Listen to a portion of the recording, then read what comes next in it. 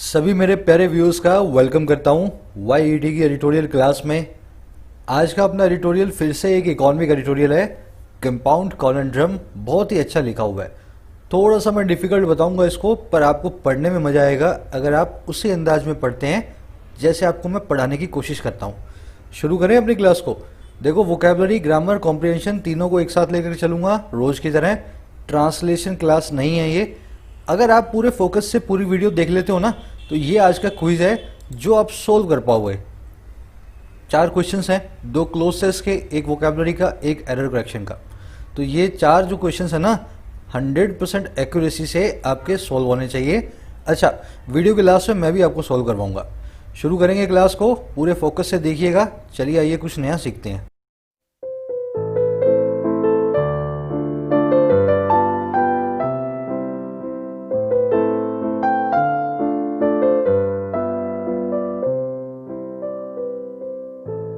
Correct, compound conundrum. ये word एक बार पहले आया हुआ एक दूसरे एडिटोरियल में। इसका मतलब होता है एक पजल, एक मिस्ट्री, एक रिडल, है ना। एक जो अपने आप में पहेली होती है ना, उसको बोलते हैं कॉन्ड्रम। करेक्ट, कंपाउंड कॉन्ड्रम आ गई है। कंपाउंड क्या होता है? पेचीदा, जो कॉम्प्लेक्स हो, जो कॉम्प्लिकेटेड है ना। तो करेक्ट, बहुत ही कॉम्प्लिकेटेड सी पजल, एक बहुत ही कॉम्प्लिकेटेड सी पहेली या मिस्ट्री हमारे सामने है। अब बात किसकी हो रही है? बात हो रही है ऑन इंटरेस्ट वेवर पे। बात हो रही है ब्याज की माफी की। आपने सुना होगा मोरेटोरियम में बहुत लोगों ने अपनी ईएमआई नहीं दी, उन पे ब्याज लगा। अभी कोर्ट उनके ब्याज की माफी करने वाली है, वेवर करने वाली है उनके ब्याज को। चलो, इस सेंटेंस पे देखने वाली चीज, दोनों ही वर्ड्स के आप स्क्रीनशॉट ले सकते हैं। इनके सिनोनिम मैंने लिख दिए हैं। कॉन्ड्रम का एक सिनोनिम बहुत अच्छा है, एनिग्मा। एनिग्मा, है ना। ये एनिग्मा क्या बताता है? ऐसी चीज जो आपको पता नहीं है, पहले ही होती है, वो भी एनिग्मा होता है। कंपाउंड आप जानते हैं, सिंपल वर्ड है। ये जानबूझ के इससे कंपाउंड वर्ड यूज किए क्योंकि सारा का सारा मामला जो है वो कंपाउंड इंटरेस्ट को वेवर करने का है। तो इसने कंपाउंड लिख करके ना पेचीदा वाला मीनिंग भी दे दिया, और साथ में ये भी बता दिया हम बात कर रहे हैं कंपाउंड इंटरेस्ट वाले एक एडिटोरियल की। चलो आ जाओ, आगे बढ़ते हैं। टाइटल पैराग्राफ से मालूम चलेगा क्या कहना चाह रहा है। कह रहा, while the waiver of the interest on interest is welcome, MSMEs need more help. कह रहे, जहां जो वेवर है ना, जहां जो माफी है, वेवर का मतलब क्या होता है? माफी। कह रहे, जहां जो माफी है इंटरेस्ट की, और किस पे? इंटरेस्ट के ऊपर। 6 महीना इंटरेस्ट था, उस इंटरेस्ट पे भी इंटरेस्ट लगा दिया बैंक्स ने, क्योंकि आपने अपनी ईएमआई नहीं दी। कह रहे, जहां ये ब्याज पे ब्याज की जो माफी है ना, इज वो है वेलकम, उसकी बड़ी है स्वागत। वहीं एमएसएमई जो है, वहीं जो छोटे व्यापार हैं, micro, small and medium scale enterprises, इनको जरूरत है और हेल्प की, और ज्यादा मदद की। समझ गए? बहुत ही सिंपल सेंटेंस है, ये कुछ भी नहीं है इसमें ग्रामर में भी आपको करवाऊंगा, है ना। तो यहाँ पे सब्जेक्ट था आपका वेवर, वर्ब थी आपकी इज, दूसरा सब्जेक्ट आया एमएसएमई, वर्ब आ गई आपकी नीड। वाइल नाम का कंजंक्शन लगा हुआ है, इस वजह से 2 सब्जेक्ट 2 वर्ब्स। चलो आ जाओ, इस पे ग्रामर देखते हैं। देखो, आजकल जो नए टाइप के क्वेश्चंस आ रहे हैं ना, उन क्वेश्चंस को अपने सॉल्व करवाऊंगा मैं इसी ग्रामर कॉन्सेप्ट से। ध्यान से देखना। वेवर का मतलब होता है कंसेशन। आपने भाई बाजार में गए, कोई सामान लिया, उसने आपसे इतना टैक्स लगा दिया सामान पे, है ना। 20 रुपए के सामान पे 2 रुपए टैक्स। आपने बोला थोड़ा डिस्काउंट कर दो ना यार, तो उसने क्या बोला? चलो तुम्हारा टैक्स वेव कर देता हूं, तुम्हारे टैक्स की कंसेशन कर देता हूं, 20 रुपए दे दो तुम, 22 रुपए मत दो, 2 रुपए टैक्स के मैं अपनी जेब से डाल दूंगा। तो वेवर का मतलब होता है एक डिस्काउंट, टाइप ऑफ डिस्काउंट ही होता है, ये कंसेशन होता है। या आप किसी चीज को लेट गो कर देते हो कि भाई जाने दो, ये पैसा मुझे मत दो, है ना, वेवर। अब इसमें खास चीज देखने की क्या चीज है? वेवर एक नाउन है, वेव एक वर्ब है। When you give a waiver, जब आप एक कंसेशन देते हैं तब वो वेवर होता है नाउन फॉर्म में। And when you wave something, तब आप कंसेशन देने का काम करते हैं एक वर्ब फॉर्म में। अब इसका इफेक्ट कितना बड़ा है, ध्यान से देखना। मैं आपके सामने 2 क्वेश्चन पुट कर रहा हूं, थ्रो कर रहा हूं। क्या मुझे बता सकते हो दोनों क्वेश्चंस में मैंने वेवर और वेव, इन दोनों वर्ड्स को कैसे गलत तरीके से यूज किया है?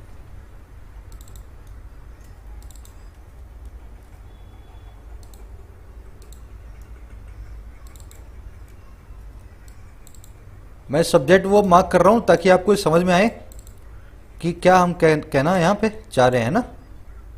चलो, she requested the bank to waiver her loan.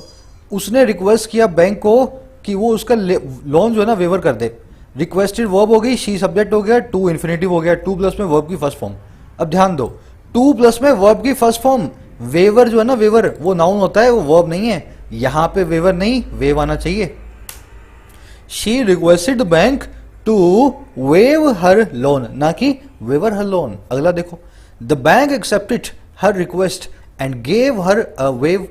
Bank ने मान ली उसकी रिक्वेस्ट और दे दिया उसको एक, क्या दे दिया, वेव। अरे भाई वेव नहीं दे सकता बैंक, वेव तो एक वर्ब है। आपको यहां पे अ के बाद में एक नाउन यूज करना था, नाउन फॉर्म में इसको बोला जाता है वेवर। तो बैंक गेव हर अ वेवर। समझ गए मेरी बात को क्या कहना चाह रहा हूं मैं? तो अगर ऐसे बहुत सारे वर्ड्स हैं इंग्लिश में जिनकी नाउन और वर्ब फॉर्म ऑलमोस्ट एक जैसी होती है ना, अगर आप उनको पहचानोगे नहीं ना तो उनको आपस में इंटरचेंज करके कोई भी आपको एरर का क्वेश्चन पुट अप करके दे सकता है जो आपको समझ में भी नहीं आएगा। जैसे यहां पे आपको पता ही नहीं था, यहां पे वेवर लिखना था वेव की जगह पे। आगे बढ़ते हैं, मैं एक छोटी सी समरी दे देता हूं, आपको पता चले किस बारे में लिखा है। उससे पहले चैनल को जरूर सब्सक्राइब करना। हर चीज का मैं मिक्सचर लेकर के आता हूं ताकि आपकी पूरे दिन की एग्जाम प्रिपरेशन हो सके। समरी ये है, देखो मॉरेटोरियम पीरियड मिला था। मॉरेटोरियम पीरियड क्या होता है? आपको ड्यूरिंग द कोरोना अपने लोन की सर्विसिंग नहीं करनी है, अपनी ईएमआई अपनी किस्त को नहीं भरना है। अगर आप चाहो तो मत भरो, चाहो तो भर दो। बहुत लोगों ने चूज किया कि हम नहीं भरेंगे। हुआ क्या इससे बाद में, वो किस्त तो बाद में भरनी ही पड़ेगी, बाद में वो उसका लोन और लंबा हो जाएगा, किस्त तो वो भरनी ही पड़ेगी। लेकिन बैंक्स ने 6 महीने की उस ईएमआई पे जो इंटरेस्ट बन रहा था उस इंटरेस्ट पे भी इंटरेस्ट लगा दिया। मतलब लोगों को ज्यादा पैसा देना पड़ेगा जिन लोगों ने मॉरेटोरियम की फैसिलिटी को चूज किया था। अब यही लोग कोर्ट में चले गए। कोर्ट ने गवर्नमेंट को बोला कि भाई ये इंटरेस्ट और इंटरेस्ट का क्या मामला है। गवर्नमेंट ने बैंक्स को बोला, बैंक्स ने बोला भाई हमारा पैसा है, हमारे पैसा जो आया नहीं उस पर इंटरेस्ट तो हम लगाएंगे। बैंक की बात बिल्कुल सही थी। फिर सरकार ने बोला, कोर्ट ने बोला सरकार को, भाई आप बैंक्स को कुछ बोलो ताकि वो इंटरेस्ट पे इंटरेस्ट ना लगाएं, हो सके तो आप उनको पैसा दे दो, है ना, लोगों की तरफ से, ताकि लोगों की दिवाली अच्छी मने। अब सरकार जाग गई है, उसने इंटरेस्ट पे इंटरेस्ट माफ कर दिया और बैंकों को बोल दिया है सबका इंटरेस्ट पे इंटरेस्ट माफ करके हमें बताओ, आपको हम उतना पैसा देंगे।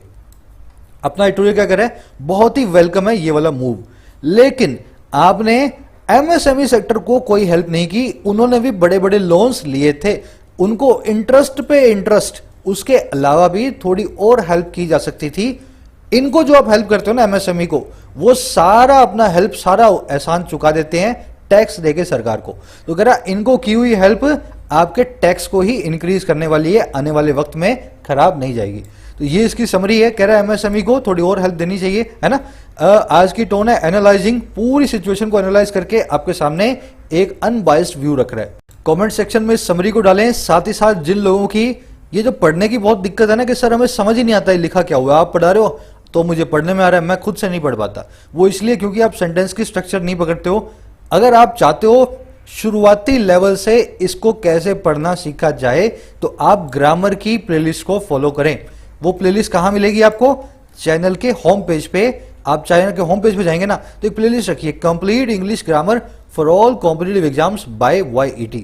इसके अंदर आप फॉलो करेंगे ना शुरू से लास्ट तक 27 वीडियोस को, ये सब कुछ आपको सॉल्व हो जाएगा, कैसे पढ़ना है, क्या स्ट्रक्चर है, क्या वर्ड क्या काम कर रहा है। इसी के नीचे मेंबर स्पेशल वीडियोस हैं, मेंबर्स के लिए प्रीमियम कंटेंट है। अगर आप मेंबर बनना चाहते हैं, एसएससी बैंक्स में अपना स्कोर बूस्ट करना चाहते हैं, डायरेक्टली ज्वाइन बटन पे प्रेस करके आप मुझे ज्वाइन करें। जैसे आप प्रेस करोगे एक वीडियो प्ले होगी, उसमें बताया गया है मेंबरशिप के क्या फायदे हैं। शुरू करें।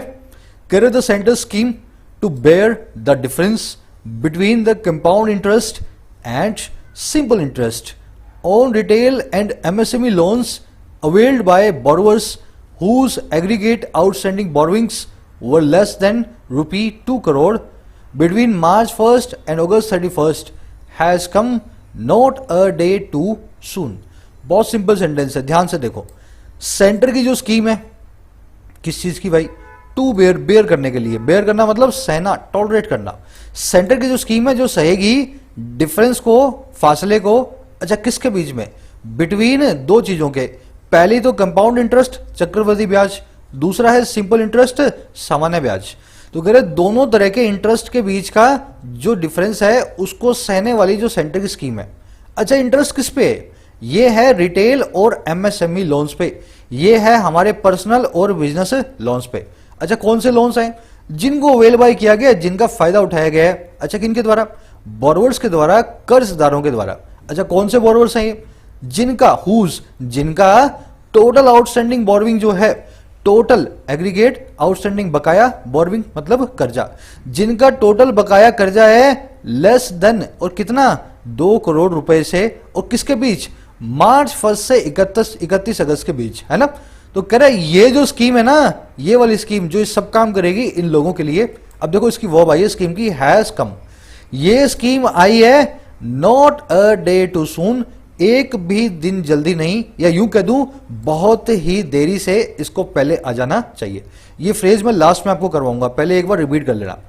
सेंटर की स्कीम जो बेयर करेगी उस फासले को कंपाउंड इंटरेस्ट और सिंपल इंटरेस्ट के बीच का, रिटेल और एमएसएमई लोन्स पे, वो लोन्स जिनका फायदा उठाया गया है उन कर्जदारों के द्वारा जिनका टोटल बकाया कर्जा था 2 करोड़ रुपए से कम, अगस्त 31 और मार्च 1 के बीच में, है ना, इस पीरियड के दौरान, ठीक है ना। कह रहे ये जो स्कीम है बहुत ही देरी से आई है, has come not a day soon. देखो इसी तरीके से पढ़ना होता है। आपने बहुत सारे YouTube चैनल्स, बहुत सारी जगह पे आपने इस तरह से पढ़ा है जहां पे आपको सीधे सीधे पूरा सेंटेंस है ना वो समझा दिया जाता है। ऐसे आपको पढ़ना नहीं आएगा जब तक आपको पता नहीं लगेगा ना स्कीम की वर्ब हैज कम है, बोरविंग की वर्ब वर है, तब तक इस सेंटेंस को आप खुद से नहीं पढ़ पाओगे। तो मैं कोशिश यही करता हूं हर वर्ड को उसकी जगह बता करके आपको समझा रहा हूं, ऐसे ही आपको भी कोशिश करनी है। आ जाओ सेंटेंस में देखने वाली चीजें। सब्जेक्ट वर्ब आपने देख लिया है, ये ग्रीन में सब्जेक्ट, ये इसकी वर्ब, ये पिंक, ये यहां पे ग्रीन में सब्जेक्ट, वर्ब पिंक में इसकी वर्ब। अब वर्ड्स देखते हैं दूसरे। अवेल करना मतलब फायदा उठाना, एग्रीगेट मतलब टोटल, आपकी कॉलेज में एग्रीगेट मार्कशीट होती है, first year, second year, third year, तीनों के मार्क्स को इकट्ठा करके आपकी फाइनल मार्कशीट बनती है, उसी को आप टोटल एग्रीगेट या ग्रोस मार्कशीट बोलते हैं, है ना। यहां से वर्ड को कनेक्ट करें। आउटस्टैंडिंग, इसके दो मतलब होते हैं, एडजेक्टिव है। पहला मतलब है जो पेंडिंग है, जो ड्यू है, जो अनसेटल्ड है ना, जो बकाया है। दूसरा मतलब है एक्सेप्शनल है, जो बहुत ही उम्दा है, बहुत ही अबव एवरेज है ना। She had an outstanding of 2 crore rupees in her loan and she is a outstanding sportsman. दोनों ही वर्ड्स अपने अपने जगह पे एक ही अलग अलग मीनिंग दे रहे हैं, वर्ड एक ही है ना। वो बहुत अच्छी स्पोर्ट्समैन है और उसका 2 करोड़ रुपए का लोन बकाया है, तो एक ही वर्ड दो काम करता है। आ जाओ आगे। नॉट अ डे टू सून, इसका मतलब क्या है, एक भी दिन जल्दी नहीं, मतलब क्या है, बहुत देरी से। Not a day too soon या not a moment too soon, ये फ्रेज का मतलब जहां भी देखोगे ना, इसका मतलब ये होगा कोई चीज जल्दी नहीं आई है, बल्कि क्या आई है, बहुत लेट आई है। ये टू है, TOO है ना। इसको मैं यूज करके दिखाता हूं। We arrived not a moment too soon, हम पहुंचे बहुत देरी से। Not a moment too soon मतलब हम देरी से आए, वेरी लेट आए। We arrived not a moment too soon. वैसे बोलो, the ambulance finally arrived and not a moment too soon. Ambulance finally आई और आई बहुत ही देरी से, not a moment too soon. तो ऐसे अ डे या मोमेंट टू सून को आप यूज करते हैं, एडवर्बियल फ्रेज है। चलो आगे बढ़ते हैं। करे in spelling out the norms for landers to identify eligible beneficiaries and then ensure that the extra interest on interest be refunded by November 5th. The government has been spurred by the Supreme Court's admonition to expedite relief to small borrowers. करे spell out करने में, spelling करना क्या होता है किसी चीज की, आप किसी चीज को लिखते हैं, ड्रॉ करते हैं, उसकी स्पेलिंग लिखते हैं, तो मतलब उसको शुरू से लास्ट तक लिखते हैं। तो कह रहे स्पेल आउट करना एक फ्रेजल वर्ब है, इसका मतलब है शुरू से लास्ट तक खाका लिखना किसी चीज का, है ना, ढांचा बनाना। तो कह रहे ढांचा बनाने में, स्पेल आउट करने में, शुरू से लास्ट तक लिखने में उन नॉर्म्स को, उन रूल्स को जो है लेंडर्स के लिए, जो है लोन देने वालों के लिए, बैंकर्स के लिए। अच्छा क्या नॉर्म्स है किसके लिए, ताकि वो आइडेंटिफाई करें, टू आइडेंटिफाई, ताकि वो पहचाने एलिजिबल बेनिफिशियरीज को, और फिर तब वो इंश्योर करें, पक्का करें कि जो एक्स्ट्रा इंटरेस्ट और इंटरेस्ट है, एक्स्ट्रा ब्याज पे जो ब्याज है वो रिफंड कर दिया जाए नवंबर 5 तक। कह रहा है इस काम को करने के अंदर। अच्छा हुआ क्या, अब देखो सेंटेंस यहां से शुरू हो रहा है।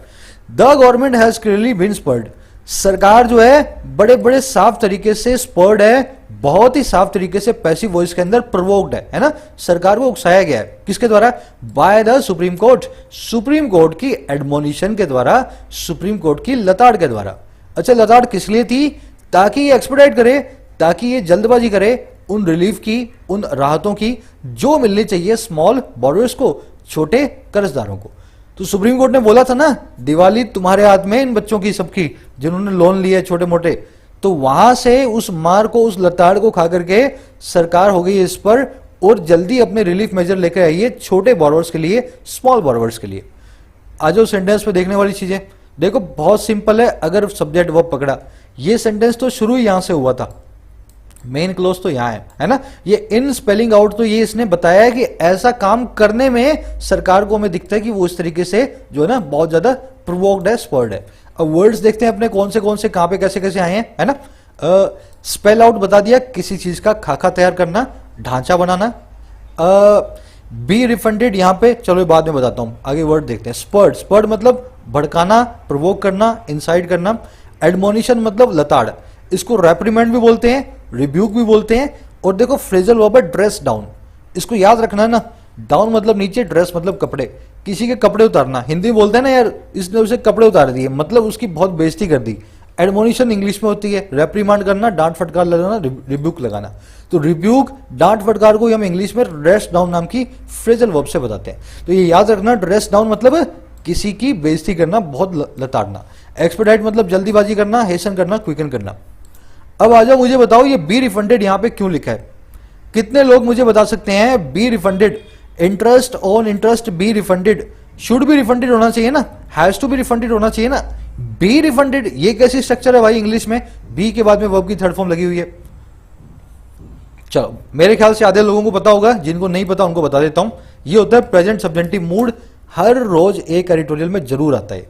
इसका मतलब क्या होता है? जहां भी आपको इस तरह के वर्ड्स दिख जाएं, ऑर्डर दिख जाए, विश दिख जाए, डिमांड दिख जाए, इंश्योर, अश्योर, सजेस्ट, रिक्वेस्ट, समझ रहे हो ना, इस तरह के वर्ड्स जहां भी आपको दिख जाएं, नाउन फॉर्म में, वर्ब फॉर्म में, एडजेक्टिव फॉर्म में, अगर उन वर्ड्स के बाद में एक सबऑर्डिनेट क्लोज हो जो कि दैट से शुरू हो रहा हो, है ना। भाई सजेस्ट क्या किया? सजेस्ट ये किया, दैट ये की। क्या अश्योर किया? अश्योर ये किया, दैट ये की। क्या डिमांड की? डिमांड ये की, दैट ये की। क्या विश की? विश की, ये दैट की ये की। क्या ऑर्डर किया? ऑर्डर ये किया कि that they should do this, है ना। तो ये सब वर्ड्स के बाद में अगर एक सबऑर्डिनेट क्लोज आ रहा हो दैट से, उस क्लोज को आप लिखेंगे प्रेजेंट सब्जेंटिव मूड में। अब ये क्या बोला है भाई? ये होता है वर्ब की फर्स्ट फॉर्म, उसके अंदर आप सिर्फ और सिर्फ वर्ब की फर्स्ट फॉर्म लगाएंगे, इसके अलावा आपको सब्जेक्ट से कोई लेना देना नहीं है। एग्जाम्पल देता हूं एक, I ordered him that he pays his dues in time. मैंने उसको ऑर्डर किया कि वो अपनी ड्यूज को टाइम में पे करे, वक्त पे अपना बकाया अदा करे। चाहे तो मैं ऐसा लिख दूं ही पेज, या मैं ऐसा भी लिख सकता हूं he should pay his dues in time, ठीक है ना। दोनों तरीके से लिख सकता हूं, पर प्रेजेंट सब्जेंटिव मूड क्या बोलता है? यहां से ना शुड आएगा ना कुछ आएगा, आप बीच वाला ये निकाल दो, ऐसे लिखो ही पे हिज ड्यूज इन टाइम। यहां पे पीछे एस क्यों नहीं आया? ही के साथ में तो आना चाहिए ना, क्यों नहीं आया? Present subjunctive mood. बस यही समझाना चाह रहा हूं मैं आपको, यही होता है प्रेजेंट सब्जेंटिव मूड। वर्ब की फर्स्ट फॉर्म बेयर इंफिनिटिव बन के आती है। अब यहां पे ही आएगा इस ऑर्डर वर्ड के बाद, क्योंकि बीच में दैट लग गया। इस ऑर्डर वर्ड के सबऑर्डिनेट क्लॉज में प्रेजेंट सब्जेंटिव मूड ट्रिगर हो गया। आई थिंक क्लियर होगा, है ना। दूसरा देख लो, आई ऑर्डर्ड हिम दैट। अब देखो यहां पे he pays his dues in time है ना, इसको पैसिव फॉर्म में लिखना है। प्रेजेंट सब्जेंटिव मूड को एक्टिव में तो आप ऐसे लिखते हैं, पैसिव में कैसे लिखेंगे? चलो पैसिव इसकी बनाता हूं मैं, that his dues be paid in time. समझ गए मेरी बात को? तो पैसिव के अंदर भी वर्ब की फर्स्ट फॉर्म बेयर इंफिनिटिव आ रहा है, लेकिन यहां पे बी आएगा, इसके बाद में वर्ब की थर्ड फॉर्म आएगी। तो पैसिव है ना, तो ऐसे बनता है प्रेजेंट सब्जेंटिव मूड। बी तो आएगा ही आएगा पैसिव में, साथ में वर्ब की थर्ड फॉर्म आएगी। आई थिंक क्लियर हो गया होगा। इसकी एक निशानी भी है, आप इसमें शुड को बीच में हिडन मान ले, इसमें शुड को बीच में हिडन मान ले। जैसे आप शुड मानोगे ना बीच में हिडन, आपको मालूम चल जाएगा वर्ब क्या आएगी। ही शुड पे, वैसे भी यहां पे शुड लगते पे आना चाहिए, और यहां भी देखो his dues should be paid, यहां भी शुड आना चाहिए बीच में, तो बी पेड आएगा इन टाइम। ये शुड हिडन है, इसको लिखना नहीं है, पर इसको ये निशानी के लिए आपको कि वर्ब क्या आएगी आगे, है ना, बीच में शुड मान लिया करो। चलो आगे बढ़ते हैं। तो बी रिफंडेड लिखा है, इसी वजह से यहां पे शुड बी रिफंडेड समझ सकते हैं आप इसको। कह रहा है with the top court having pointedly referenced the approaching festival of lights when it set the common man's Diwali was in the government's hands. The center has ended up setting a really tight deadline of less than 2 weeks for banks and NBFCs to credit the differential amount to the borrowers accounts with के साथ ही। अच्छा, किसके साथ ही? Top court के reference कर चुकने के साथ ही, टॉप कोर्ट्स के इशारा कर चुकने के साथ ही। परफेक्ट पार्टिसिपल है ये, है ना। अच्छा, इशारा तो किया, वो कैसे किया? पॉइंटेडली, एकदम पॉइंट की तरफ, एकदम स्पेसिफिकली, एकदम साफ साफ जो इशारा किया कोर्ट ने, पॉइंटेडली इशारा किया, ठीक है ना। तो कह रहे टॉप कोर्ट के बहुत ही सीधे सीधे इशारे रेफरेंस जो है ना कर देने के साथ ही, और किसकी तरफ रेफरेंस किया गया? आते हुए, अप्रोच करते हुए दिवाली की तरफ, फेस्टिवल ऑफ लाइट्स की तरफ। अच्छा, कब ऐसा किया उसने?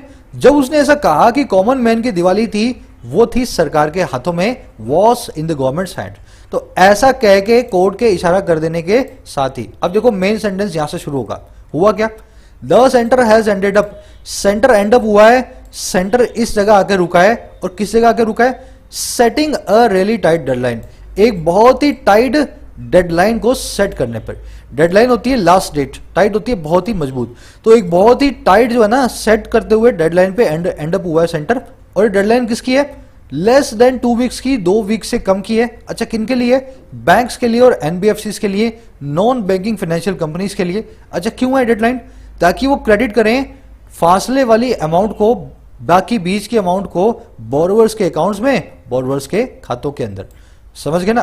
तो सरकार को ऐसा इशारा मिला कोर्ट से कि भाई दिवाली तुम्हारे हाथ में ही है। सरकार ने बोल दिया 2 वीक के अंदर सभी के सभी बैंक्स सभी का पैसा उनके अकाउंट में वापस डालेंगे, डेडलाइन को सेट कर दिया। अब आ जाओ सेंटेंस पे देखने वाली चीजें। समझ गए ना सेंटेंस क्या है? सब्जेक्ट वर्ब पकड़ लिया होगा आपने, पॉइंटेडली आपको बता दिया, एकदम पॉइंट बना के क्लियरली स्पेसिफिकली कुछ काम को करते हैं तो आप पॉइंटेडली करते हैं, एडवर्ब है। अच्छा, ये मुझे बता सकता है कोई? Ended up setting a really tight deadline, ये सेटिंग यहां पे क्या काम कर रहा है? यहां पे सेटिंग लगाने के लिए आपके पास कौन सा रूल है? सेट क्यों नहीं लिखा? सेट्स क्यों नहीं लिखा? टू सेट क्यों नहीं लिखा? चलो समझा देता हूं। ये समझने के लिए आपको इन सारे के सारे सेंटेंसेस पे नजर मारनी पड़ेगी। देखो लिख करके लाया हूं तुम्हारे लिए, फायदा तुम्हें उठाना है, अपने आप से ईमानदारी रखना, ढीठ मत बनना। सब सेंटेंस के अंदर मुझे बता दो कहां पे क्या एरर है, फिर मैं आपको वो कॉन्सेप्ट भी इन्हीं सेंटेंस के जरिए बता दूंगा। चलो, ये सबके सब सेंटेंसेस गलत हैं। ये सारे वर्ड जो आप देख रहे हो इसके अंदर, किसमें? डार्क में, जो है बोल्ड में, ये सबके सब वर्ड्स ऐसे हैं, ये नाउन्स और एडजेक्टिव्स ऐसे हैं, ये वर्ब्स ऐसी हैं जो अपने बाद हमेशा वर्ब के आईएनजी फॉर्म लेती हैं। This is not worth to buy, तो गलत है ये, this is not worth buying. She ended up to do menial jobs after losing her regular job during the lockdown, अपनी रेगुलर जॉब को lose करने के बाद वो जा रुकी, एंड अप हुई छोटी मोटी नौकरियों को करने में, मीनियल जॉब्स को करने में। तो एंडेड अप के बाद में टू डू गलत है, यहां पे आना चाहिए वर्ब की आईएनजी फॉर्म जिसको जेरेंट बोलते हैं, doing menial jobs. Can you avoid to come here, क्या तुम यहां आना अवॉइड कर सकते हो? यहां मत आया करो। तो यहां पे अवॉइड के बाद में भी टू कम नहीं, coming here. Can you avoid coming here? Would you mind to mind your own business, क्या तुम अपना बिजनेस माइंड करने का माइंड करोगे? क्या तुम अपना खुद का देखने का माइंड करोगे आप? वुड यू माइंड, तो यहां पे माइंड के बाद में भी, इस वर्ब के बाद में भी आप वर्ब के आईएनजी फॉर्म लगाते हैं, तो मैं लिखूंगा minding your own business. Would you mind minding your own business? He spends his time to read books, spend time के बाद में भी आप लगाते हैं वर्ब के आईएनजी फॉर्म, तो टू रीड की जगह आएगा रीडिंग बुक्स। वहां भी कंसीडर के बाद में भी मूव की जगह आएगा मूविंग, और रिसेंट के बाद में भी वेस्ट की जगह आएगा वेस्टिंग। अब सबसे बड़ा चैलेंज ये है कि आपको पता कैसे लगेगा इनके बाद आईएनजी फॉर्म आएगी। बहुत आसान है, इस पे एक अलग से वीडियो बनाई हुई है, कब कौन सी वर्ब के बाद कौन सी फॉर्म लगानी है। आप उन वीडियोस को यहां से एक्सेस कर सकते हैं, मैं ऊपर डाल रहा हूं, वहां पे मैंने इन वर्ड्स को अलग करके बता दिया है। आप एक बार उन वीडियोस को देख करके उन वर्ड्स को अपने दिमाग में बिठाओ, जहां जहां एडिटोरियल में आते हैं ना, मैं वहीं पे पॉइंट आउट करता हूं, इससे आपका वो रिवीजन हो जाएंगे सारे के सारे वर्ड्स। तो यहां पे इन सब के बाद में वर्ब की आईएनजी फॉर्म आनी थी। अब ये सेंटेंसेस बिल्कुल करेक्ट है, बार बार प्रैक्टिस से ही आप सीखते हो, इनको याद नहीं कर सकते हो। एक बार देख लो, रोज मेरे साथ सीखो, धीरे धीरे वर्ड्स आपके पक्के हो जाएंगे कहां पे आपको आईएनजी फॉर्म लगानी है ना, यही तरीका है। करे the lenders have their task cut out to make sure that they pick out the eligible loans, education, housing, consumer durables, automobiles, consumption, credit card borrowing, as well as credit provided to MSMEs, and that the borrowing had not turned into non-performing assets on February 29। कह रहे जो lenders हैं, lender कौन होता है? जो lend करता है, जो आपको पैसा उधार देता है, मतलब बैंक की बात हो रही है। कह रहे जो बैंकर है ना, जो बैंक्स हैं, उनका टास्क बहुत कटआउट है, उनका काम बड़ा ही मुश्किल है। ये मैं समझाऊंगा कैसे बनता है। उनका बड़ा ही मुश्किल काम तैयार है, और क्यों कि मेक श्योर करें, वो पक्का करें कि वो जो है ना पिक आउट करते हैं सभी एलिजिबल लोन्स को, सभी उन लोन्स को जिनके ऊपर एलिजिबिलिटी ये वाली लगेगी, है ना। अब ये वो कौन से लोन्स हैं, ये सारे के सारे लोन्स हैं, एजुकेशन, हाउसिंग, ऑटोमोबाइल्स, कंजम्पशन, है ना। ये सारे के सारे लोन्स के ऊपर ऐसा काम होना चाहिए। और क्या दूसरा काम क्या करना है, दूसरा ये करना है कि जो बोरविंग्स हैं, जो उनके कर्ज हैं, वो टर्न इनटू नहीं हुए हैं नॉन परफॉर्मिंग एसेट्स में एनपीए में फरवरी 29 के वक्त। तो ये दोनों काम इनको इंश्योर करने हैं। पहला तो उनको एलिजिबल लोन्स को पकड़ना है, दूसरा ये भी देखना है कि उनको फरवरी 29 तक एनपीए में नहीं बदलना है, नॉन परफॉर्मिंग एसेट में नहीं बदलना है। समझ गए सेंटेंस को। लंबा सेंटेंस है, बहुत सिंपल है। ये डैश से डैश के बीच में इसने सिर्फ लोन्स बताए हैं, एलिजिबल लोन्स कौन से हैं। चलो अभी सेंटेंस में देखने वाली चीजें, है ना। सब्जेक्ट वो आपने पकड़ लिया होगा। Have your task cut out. अब ये कट आउट पे दो चीजें बनती है, कट आउट फॉर समथिंग और have a task cut out. मैं इसको आपको एक है ना इसके पीछे की स्टोरी से बता देता हूँ, ये बनी कैसे है, रियल स्टोरी। देखो जो दर्जी होता है ना, दर्जी जो टेलर होता है, वो सबसे पहले कपड़े को काटता है। जैसे ही वो कपड़े को काटेगा ना, वो जो काटा हुआ जो कपड़ा है, वो कपड़ा एकदम परफेक्ट होगा आपके साइज के हिसाब से, क्योंकि उसने काटा है ना माप लेकर के, आपका पूरा का पूरा मेजरमेंट लेके उस कपड़े को उसने काटा है। तो अगर आप to be cut out for something होते हैं ना, तो जैसे कोई कपड़ा, जैसे कटा हुआ कपड़ा उस ड्रेस के बनने के लिए कट आउट है, मतलब परफेक्ट है, मतलब मोस्ट एलिजिबल है, मतलब मोस्ट अप्रोप्रिएट है। समझ गए ना। तो to be cut out for something का मतलब क्या है, to be the most appropriate person for a job. She is cut out for marketing. वो मार्केटिंग के लिए मोस्ट अप्रोप्रिएट पर्सन है। ये 10 लोगों में से वो सबसे अच्छी है अगर मार्केटिंग करवानी है तो। समझ गए ना। तो कपड़ा कटआउट होता है, बिल्कुल परफेक्ट होता है वो आपके सिलने के लिए। वैसे ही अगर आप कटआउट होते हो, आप भी उस काम के लिए परफेक्ट होते हो। समझ गए। अब दूसरा देखो, to have a task cut out. अब देखो इसको इसी से कनेक्ट करना। जब दर्जी वो काट देता है सारे कपड़ों को, उसके बाद उसका रियल काम शुरू होता है टेलर का, सिलने का। मतलब जैसे ही आपका कुछ काम टास्क कटआउट हो गया ना, जैसे दर्जी के कपड़े कटआउट हुए हैं, वहां से आपकी रियल जॉब शुरू होती है। कपड़ा काट दिया, ये तो बहुत छोटा काम है दर्जी का, उसके बाद में उसको सिलना है ना, ये सबसे बड़ा काम होता है।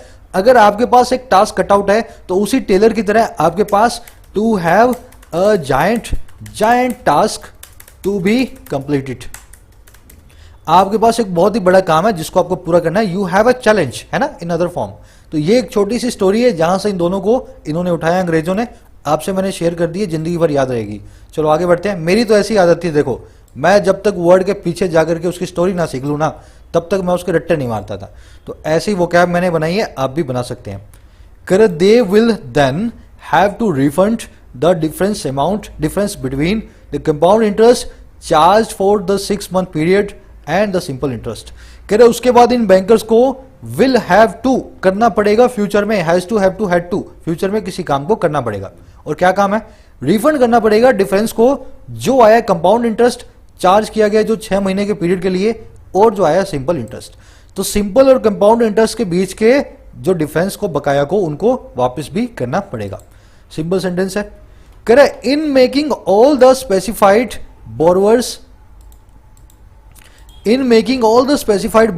eligible for the ex gratia, the government has sought to ensure equity between those who may have availed of the repayment moratorium and others who had opted to continue to service their borrowings. देखो कुछ लोग ऐसे भी थे जिन्होंने moratorium का फायदा नहीं उठाया। उन्होंने बोला हम अपनी ईएमआई कोरोना में बराबर देते रहेंगे। तो गवर्नमेंट ने दोनों को बराबर फायदा दिया है, वही समझा रहा है। कह रहा मेक करने में, इन मेकिंग, क्या मेक करने में, सभी स्पेसिफाइड बोरोवर्स को एलिजिबल, है ना, सभी के सभी कर्जदारों को एलिजिबल बनाने में। और किसके लिए, इस एक्स ग्रेशिया के लिए। एक्स ग्रेशिया का मतलब क्या होता है, एहसान, है ना, एक एक्स्ट्रा जुडिशियल एहसान होता है ना, उसको बोलते हैं ग्रेशिया।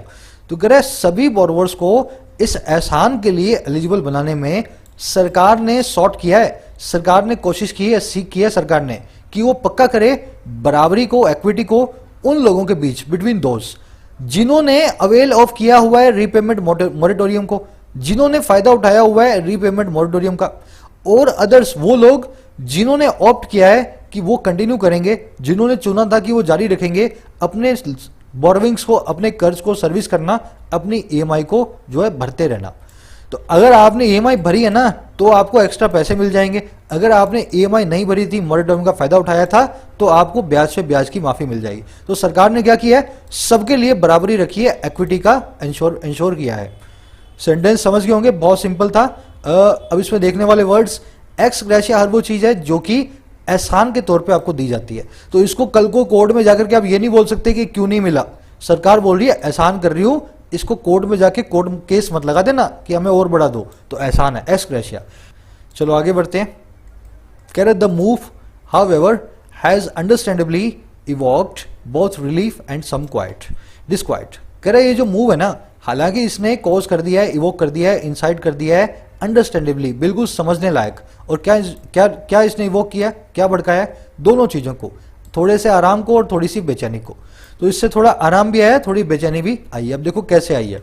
कह रहे retail borrowers specially those who continue to meet their EMI commitments notwithstanding the disruptions caused by the pandemic and lockdowns stand to marginally benefit from the government's payment and will be relieved a lot। कह रहे retail borrowers, जो छोटे मोटे छूटक कर्जदार है ना, जिसने 2 करोड़ तक का लोन लिया हुआ है सरकार से। कह रहे रिटेल बोरोवर्स जो है ना, खास करके वो जो कंटिन्यू रखते थे मीट करना अपनी ईएमआई कमिटमेंट्स को, जो जारी थे अपने ईएमआई को चुकाना। और कैसे चुकाना, बावजूद, नॉट विथस्टैंडिंग, बावजूद जो डिस्टर्बेंस आई थी जो कोज्ड बाई थी पैंडेमिक के द्वारा और लॉकडाउन के द्वारा। कह रहे ये रिटेल बोरोवर्स जो है ना, जो कंटिन्यू कर रहे थे, यही स्टैंड टू होते हैं। स्टैंड टू होना मतलब किसी काम के लिए एलिजिबल होना। तो ये स्टैंड टू होते हैं, एलिजिबल होते हैं मार्जिनली, थोड़ा सा बेनिफिट के लिए, थोड़े से लाभ के लिए। और किससे, सरकार की पेमेंट से, सरकार के पैसे से। और कह रहे यही बोरोवर्स विल बी रिलीव्ड, यही बोरोवर्स को रिलीफ मिलेगा, विल बी रिलीव्ड होंगे अलॉट, बहुत सारा। समझ गए ना। बोरोवर की 3 वर्ब्स आई हैं। पहला तो उन्होंने जारी रखा, दूसरा ये स्टैंड टू हुए, एलिजिबल हुए, तीसरा ये रिलीव्ड होंगे, फ्यूचर के अंदर थोड़ा सा इनको आराम मिलेगा। एक सब्जेक्ट 3 वर्ब्स ले सकता है अगर बीच में कॉमा और एंड आ रहा हो तो।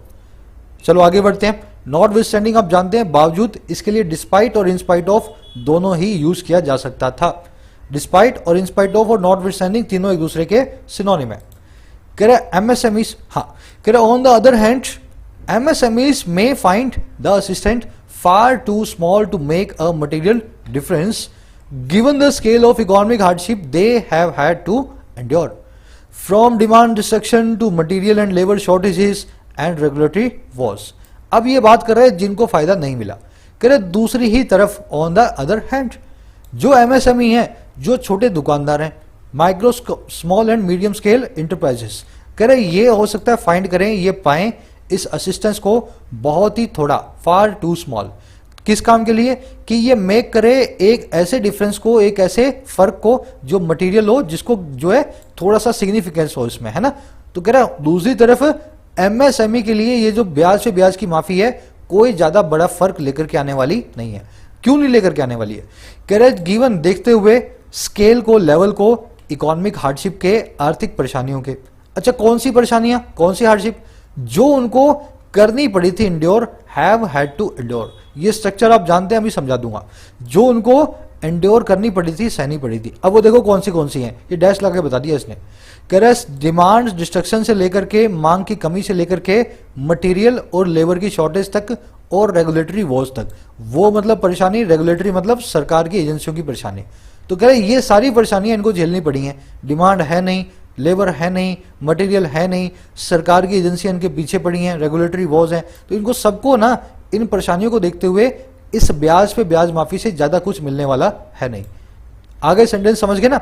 आज सेंटेंस में देखने वाले वर्ड्स, हार्डशिप मतलब वो मतलब हार्डशीट, दोनों का मतलब क्या होता है, डिफिकल्टीज या चैलेंजेस, है ना, एक दूसरे के सिनोनिम है। Has had, have had, had मैं आपको कई बार करवा चुका हूं। एक बार इन सेंटेंसेस को देख लो। वैसे तो इसके लिए अलग से डेडिकेटेड वीडियो है 5 मिनट की, वो मैं यहाँ डाल दूंगा। पहले इन सेंटेंसेस को देख लो, इसको देख के आपका रिवाइज हो जाएगा जिन्होंने वीडियो देखी है। I have money, I have had money, ये 2 सेंटेंस अलग अलग सेंटेंस है। पहले सेंटेंस में क्या बता रहा हूं मैं, मेरे पास पैसा है, आई हैव मनी। कौन सा टेंस है, प्रेजेंट इंडेफिनिट टेंस, वर्ब की फर्स्ट फॉर्म। दूसरे टेंस में क्या बता रहा हूं, मैं पैसा रखता आ रहा हूं। आज पैसा नहीं है, पहले भी था और आज भी है। ये है present perfect tense, I have had money. यहाँ पे हैव जो है ना, हैव ये वर्ब की हेल्पिंग वर्ब है और हैड वर्ब की थर्ड फॉर्म है, इस हैव को हमने हैड में बदल दिया। तो आई हैव हैड मनी, पैसा रखता आ रहा हूं।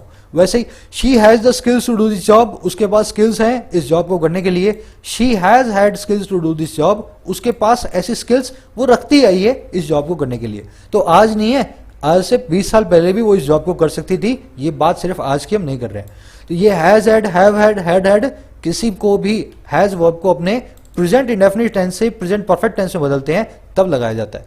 समझ गए ना? तो यहां पे हमेशा हैड आएगा, सेकंड वाली वर्ब की थर्ड फॉर्म होगी, फर्स्ट वाली सेंटेंस के सब्जेक्ट के हिसाब से आएगी, शी के हिसाब से हैज, आई के हिसाब से हैव। इसको मैं एक वीडियो को यहां डाल रहा हूं, हैज हैड कैसे काम करता है, वहां से देख लेना, आज के क्विज में इसका रोल आएगा, है ना? Correct. Given that these businesses provide substantial direct and indirect employment and also generate valuable tax revenue, it would have made far greater economic sense for the government to have categorized them separately। करे दिया गया देखते हुए इस चीज को, that वो ये कि ये जो बिजनेस हैं प्रोवाइड करते हैं बहुत ही बड़े सब्सटेंशियल, बहुत ही बड़े डायरेक्ट और इनडायरेक्ट एम्प्लॉयमेंट को। यही बिजनेसेस में तो सारा देश काम करता है, छोटी मोटी दुकानों पे। कह रहे इस चीज को देखते हुए और क्या करें, यही बिजनेस जनरेट करते हैं बहुत ही वैल्यूएबल टैक्स के रेवेन्यू को, यही सारा जो है ना टैक्स सरकार को देते हैं। कह रहे इसको देखते हुए हुआ क्या, कह रहे ये इट वुड हैव मेड, इसने बनाया होता बहुत ही बड़ा, फार ग्रेटर इकोनॉमिक सेंस, बहुत ही बड़ा आर्थिक सेंस, किसके लिए, सरकार के लिए, कि इनको कैटेगराइज कर देती सरकार। और कैसे, सेपरेटली, अलग अलग। इनको रिटेल बोरोवर से अलग रखा जाना चाहिए था, क्योंकि ये वो लोग हैं जो कि इंप्लॉयमेंट जनरेट करते हैं और सरकार को टैक्स भी देते हैं। एमएसएमई को अलग कैटेगरी बना के अलग तरीके से ज्यादा राहत दी जानी चाहिए थी। समझ गए सेंटेंस को? अब इस सेंटेंस पे देखने वाले वर्ड्स और छोटा सा ग्रामर रूल है ना? वर्ड्स देखना, सब्सटेंशियल मतलब इंपॉर्टेंट हो, कंसिडरेबल हो, मीनिंगफुल हो, बहुत बड़ा हो साइज में, उसको कहते हैं सब्सटेंशियल। अच्छा, ये मटेरियल और सब्सटेंशियल दोनों एक दूसरे के सिनोनिम है ना? अच्छा, फार ग्रेटर, क्या मुझे बता सकते हो फार ग्रेटर यहां पे क्यों आया? ऐसा काम करो, मुझे दोनों सेंटेंस में बता दो, इनको मैं क्या कैसे सही करूंगा और क्या एरर है। चलो, एरर है इसमें कंपैरेटिव डिग्री की। मान लो शालिनी, मोहिनी और तीसरी एक लड़की और है। तीसरी लड़की को आपने बताया मोहिनी से स्मार्ट है, फिर आपने बोला शालिनी जो है ना वो तीसरी लड़की के मुकाबले ज्यादा स्मार्ट है मोहिनी से, तो Shalini is more smarter than Mohini. समझ गए ना? मतलब मोहिनी से ज्यादा स्मार्ट है वो शालिनी, दूसरे किसी से कंपेयर कर रहे हैं। हिंदी में तो ठीक है मोर स्मार्टर, इंग्लिश में गलत है। स्मार्टर मतलब कंपैरेटिव डिग्री, इसके साथ में मोर आ ही नहीं सकता, ये भी कंपैरेटिव डिग्री बनाता है। अब इसका इलाज क्या करें? इसकी जगह आप लगाएंगे मच या आप लगाएंगे far. She is much smarter than Mohini, she is far smarter than Mohini. समझ गए ना? तो मच या फार दो एडवर्ब्स हैं जो कि कंपैरेटिव डिग्री के साथ में आ सकती हैं। दूसरा देख लो, Shalini is the most smartest in the class. Shalini class में सबसे स्मार्टेस्ट है, मतलब मोस्ट स्मार्टेस्ट ये एक एडजेक्टिव की सुपरलेटिव डिग्री बनाने के लिए यूज होने वाली हेडवर्ब है, और स्मार्टेस्ट तो खुद ही सुपरलेटिव डिग्री है। सुपरलेटिव डिग्री के साथ में कभी भी मोस्ट ना लगाएं, यहां भी क्या लगाएं, या तो मच या लगाएं बाय फार। ठीक है ना? शालिनी इज मच स्मार्टेस्ट से पहले द तो आएगा ही, much the smartest in the class, या Shalini is by far the smartest in the class. तो कंपैरेटिव डिग्री से पहले मोर नहीं आएगा, मच या फार आएगा, और सुपरलेटिव डिग्री से पहले मोस्ट नहीं आएगा, मच या बाय फार आएगा। ऐसे ये वाला आपका रूल चलता है। चलो आगे बढ़ते हैं, ग्रामर वाली जो ना क्विज के अंदर ये वाला कॉन्सेप्ट भी कवर हो जाएगा। करे the additional physical impact should be seen against the benefit that would accrue were a reasonable number of these enterprises to remain viable and resume their contribution to the national economy। कह रहे जो additional physical impact है, जो additional आने वाला आर्थिक प्रभाव है, और कैसा, जिसको देखा जाना चाहिए इस बेनिफिट के सामने, है ना?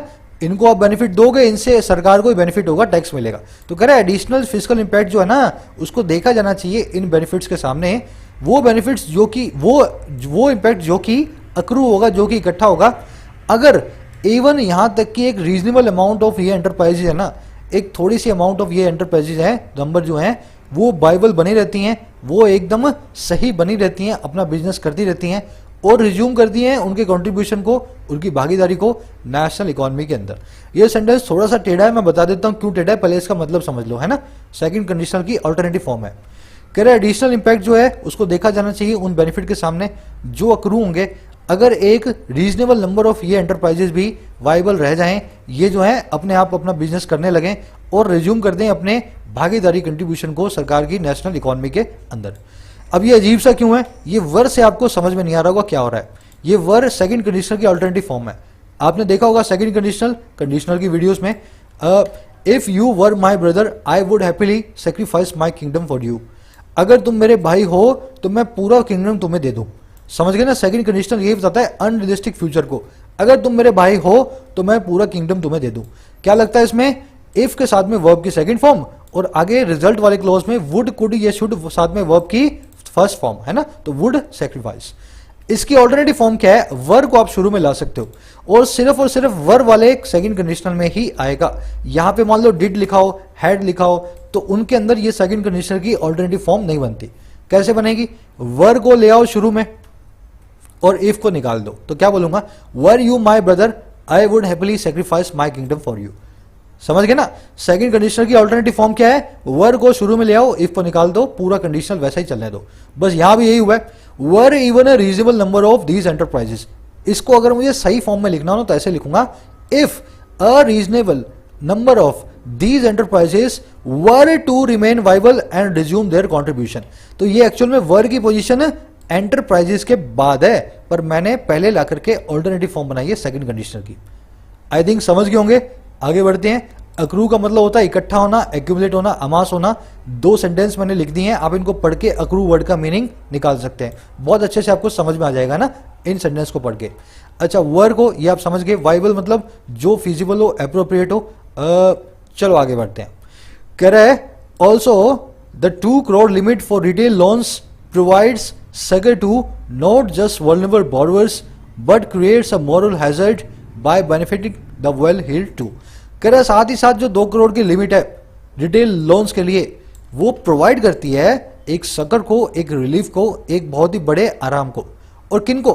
ना केवल वल्नरेबल बोरोवर्स को, ना केवल डिफेंसलेस, ना केवल ससेप्टिबल, ना केवल जो है चपेट में कोरोना के आए हुए बोरोवर्स को, बल्कि ये क्रिएट भी करती है एक मॉरल हैजर्ड को, एक नैतिक नुकसान को, बेनिफिट करके उन लोगों को जो वेल हील्ड हैं, जिनको कोई फर्क नहीं पड़ा कोरोना का। तो ये भी एक चिंता है इससे। 2 करोड़ की लिमिट में वो लोग भी आ जाएंगे जो 2 करोड़ का मकान लेकर के बैठे हैं, है ना, उनको कोई जरूरत नहीं है कोरोना वोरोना के जो ना मॉरिटोरियम की। अगर आप 2 करोड़ का मकान लेकर के, 2 करोड़ के मकान की इंस्टॉलमेंट आती है तकरीबन 1,10,000 रुपए, है ना, सालाना, जो महीने की। अगर 1,10,000 की इंस्टॉलमेंट आप भरने वाले हो तो कोरोना का आपके ऊपर ज्यादा कुछ फर्क पड़ने वाला है नहीं। तो कह रहा है इन लोगों को भी जो ना क्रिएट हो जाता है एक मॉरल हैजर्ड, क्योंकि इनको भी बेनिफिट मिल रहा है इस तरह के मॉरिटोरियम की स्कीम का। देखने वाले वर्ड्स क्या थे? सकर मतलब रिलीफ, सपोर्ट। वल्नरेबल का मतलब होता है डिफेंसलेस, जो बहुत ही कमजोर हो। हैजर्ड का मतलब होता है खतरा, अ सोर्स ऑफ डेंजर। इसको आप रिस्क, पेरिल या जॉपर्डी भी बोल सकते हैं। कह रहा है all eyes will now be on the court when it resumes hearing on the matter next month. कह रहा है सभी आंखें अब कोर्ट पे होंगी जब ये रिज्यूम करती है हियरिंग को इस मैटर की अगले महीने। तो अब इस कोर्ट को फिर सुनेगी, इस मैटर को फिर कोर्ट सुनेगी, तब सबकी आंख होगी, शायद 2 करोड़ से इस लिमिट को कोर्ट और कम कर दे। आ जाओ फटाफट अपने क्विज को करते हैं। वीडियो को एक शेयर दे देना। काफ़ी एफर्ट से वीडियोस बनती हैं और मैं तो 100% देता हूँ अपना, इस तरीके से देता हूँ जैसे मैंने सीखा है। कोशिश यही करता हूँ कि आप भी सीख जाएं, है ना। तो एक शेयर देंगे, बहुत लोगों तक इन वीडियोस की रीच पहुँचती है ना, रीच होती है। चारों क्वेश्चन है आपके सामने। चौथे से शुरू करता हूँ, सिंपल वाला है। The latest move of the government to waiver interest on outstanding loans during the moratorium period has come as economic hazards for the economy. कह रहे ये जो लेटेस्ट मूव है सरकार की माफ करने वाली इंटरेस्ट को लोन्स पे इस मॉरेटोरियम पीरियड के दौरान, वो निकल करके आई है एक आर्थिक डेंजर की तरह इकोनॉमी के लिए। अब देखो government to waiver, to plus में वर्ब की फर्स्ट फॉर्म, वेवर तो एक नाउन होता है, यहां पे इस आर को निकालना पड़ेगा, वेव नाम की वर्ब बनानी पड़ेगी ताकि ये सेंटेंस सही हो। पार्ट ऑफ स्पीच की एरर थी इसमें, है ना। तो गवर्नमेंट का मूव जो है टू वेव इंटरेस्ट, है ना, टू वेव इंटरेस्ट, ना कि वेवर इंटरेस्ट। आगे देखो, has come as a economic hazardous. Hazardous मतलब खतरा भरा, एक एडजेक्टिव है, इसका नाउन फॉर्म है हैजर्ड। ये एक इकोनॉमिक हैजर्ड बन के आया है, हैजर्डस बन के आया है। अ के बाद में एक नाउन चाहिए होता है, इकोनॉमिक एक एडजेक्टिव है, मतलब यहां पे एक नाउन चाहिए जो इकोनॉमिक जो है उसको मॉडिफाई कर दे। तो अ इकोनॉमिक हैजर्ड लिखोगे, ना कि हैजर्डस लिखोगे। हैजर्डस मतलब खतरे भरा एक एडजेक्टिव होता है। तो यहां पे नाउन चाहिए था, मैंने एडजेक्टिव लगा दिया, यहाँ पे वर्ब चाहिए थी, मैंने नाउन लगा दिया। इसमें दो दो एरर्स थी पार्ट ऑफ स्पीच की। ऐसे क्वेश्चन बैंकिंग में खास करके बहुत आ रहे हैं एसएससी के अंदर। आ जाओ अगले क्वेश्चन पे। Which of the following is या are not relating to the phrasal verb dress down. Dress down से कौन सी ये कनेक्टेड नहीं है, कौन सा वर्ड। ड्रेस डाउन का मतलब होता है किसी के कपड़े उतारना, किसी को बहुत जो है ना फटकारना। अब देखो रिब्यूक, कमेंट, रिब्यूक का मतलब है डांटना, ये इससे हो गया है ना, इसके जो है कनेक्टेड हो गया। कमेंट मतलब किसी को प्रशंसा करना, तो ये भी रिलेटेड टू है, ये ड्रेस डाउन का एंटोनिम है। रेप्रीमांड मतलब किसी को डांटना, ये इसका सिनोनिम है। ससेप्टिबल मतलब कमजोर, इसका कोई कनेक्शन नहीं है इससे। एडमोनिशन मतलब किसी को डांटना, डांट फटकार, ये इसका सिनोनिम है। मतलब ससेप्टिबल जो वर्ड है ना, डिफेंसलेस या कमजोर, उसका ड्रेस डाउन से कोई कनेक्शन नहीं है, और यही आपका राइट आंसर है डी। सेकंड आ जाओ। The policeman advise the landlord. Policeman ने एडवाइस किया लैंडलॉर्ड को, दैट वो ये की। एडवाइस देखा, दैट देखा, प्रेजेंट सब्जेंटिव मूड आ गया कि बोरवर्स जो हैं। अब देखो वर्ब की फर्स्ट फॉर्म आनी चाहिए प्रेजेंट सब्जेंटिव मूड में, या तो ट्रीट आएगा या बी ट्रीटेड आएगा। वर्कर्स लेबरर्स जो हैं ट्रीट करें गुड बाय हिज स्टाफ, या workers be treated good by his staff. सीधी सी बात है, यहाँ पे पैसिव वॉइस सही है, वर्कर ट्रीट नहीं करेंगे, वर्कर्स को ट्रीट किया जाएगा। B treated good by his staff, है ना, बी ट्रीटेड वेल होना चाहिए इनफैक्ट, है ना, be treated well, well bye his staff. तो ऐसा देखेंगे, यहाँ पे पैसिव चाहिए, बी ट्रीटेड आएगा, प्रेजेंट सब्जेक्टिव मूड, यहाँ पे पुशिंग आएगा, वर्ड्स के बाद में एक जिरंड चाहिए आपको, तो डी इज योर आंसर। चलो अगले क्वेश्चन की तरफ बढ़ते हैं। Out of these 7 cars the red one dash a speed dash then that of even a bullet train. इन 7 कारों में से जो रेड वाली है ना, जो लाल वाली कार है, उसके पास है एक स्पीड जो कि बहुत ज़्यादा है उस एक बुलेट ट्रेन से भी। 7 में से इस वाली कार की स्पीड बहुत ज़्यादा है। अब मुझे बताओ, red one has have, has had, have had या हैव हैड। ये आप जान चुके हो इस वीडियो को देख करके। देखो रेड वन के साथ में आप हैज़ लगाओगे या हैड लगाओगे, तो यहाँ पे हैज़ ही आ सकता है, हैव तो आ नहीं सकता, हैव आ नहीं सकता, ये हैज़ भी आ सकता है। इसके बाद में हमेशा वर्ब की थर्ड फॉर्म आती है, तो हैज़ के बाद में हैड ही आएगा, कभी भी हैव नहीं आ सकता। ये आपको पता है, हैज़ हैव वाली वीडियो को देख के आप सीख चुके हो, है ना। तो out of these 7 cars the red one has had a speed, अब देखो मच हायर, मोर हायर गलत होगा, फार हायर सही हो सकता है, मच हायर सही होगा, है ना। आपको मैंने बताया था कंपैरेटिव डिग्री साथ में मोर नहीं आता। तो red one has had a speed much higher than even that of a bullet train. ऐसे ये वाले दोनों फिलर्स भरे जाएंगे, सी आपका आंसर होगा, हैज हैड रेड कार के लिए, स्पीड के साथ में much higher. I hope quiz आपको समझ में आ गया होगा। ये क्विज स्टैंडर्ड क्विज है, ऐसा ही आपको अपने मेंस के क्वेश्चंस में देखने को मिलेगा। अगर आप यहाँ पे सॉल्व कर सकते हो तो अच्छी बात है, नहीं कर सकते तो डिस्करेज मत होना। यहाँ पे नंबर कटने का कुछ नहीं होगा, वहाँ पे कटेंगे तो बहुत बड़ा इंपैक्ट पड़ता है। यहाँ पे कटवा लो, पर नंबर कटवा के कुछ सीख लो ताकि वहाँ पे नंबर ना कटे। मुलाकात लूंगा कल की वीडियो में, तब तक के लिए साइनिंग आउट।